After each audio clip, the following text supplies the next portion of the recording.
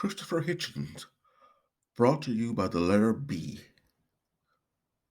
He said, "I insist that you answer the following question, and that you answer it with a yes or a no." I braced myself. I accepted the challenge unseen. He said, "You are to imagine yourself in a strange city where you've never been before.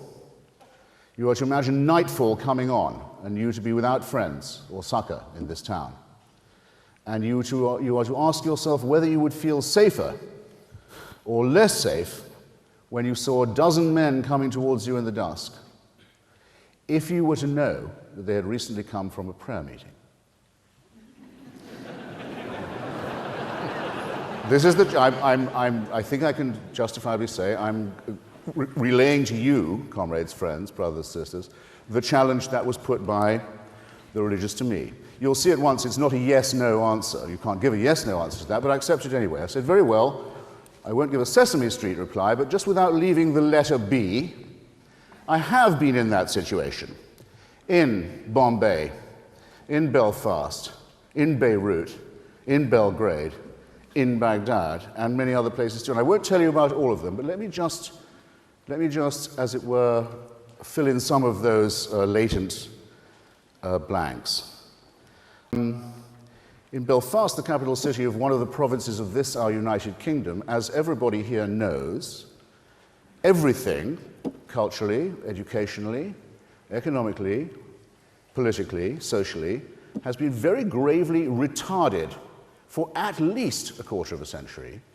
At least half a century and maybe more since partition, and before that, because partition is both the outcome and the cause of sectarian warfare in this town, by the simple fact that there are people there who are willing to kill not just one another, but one another's children on the basis of what kind of Christian they are. I pass on from Belfast to, say, Baghdad, where I've recently been, and without reopening any of the arguments about the rightness or otherwise of the coalition intervention, and they're saying to them, it's not enough just to kill foreigners or to rail against Jews or Christians or secularists. That's nothing like enough.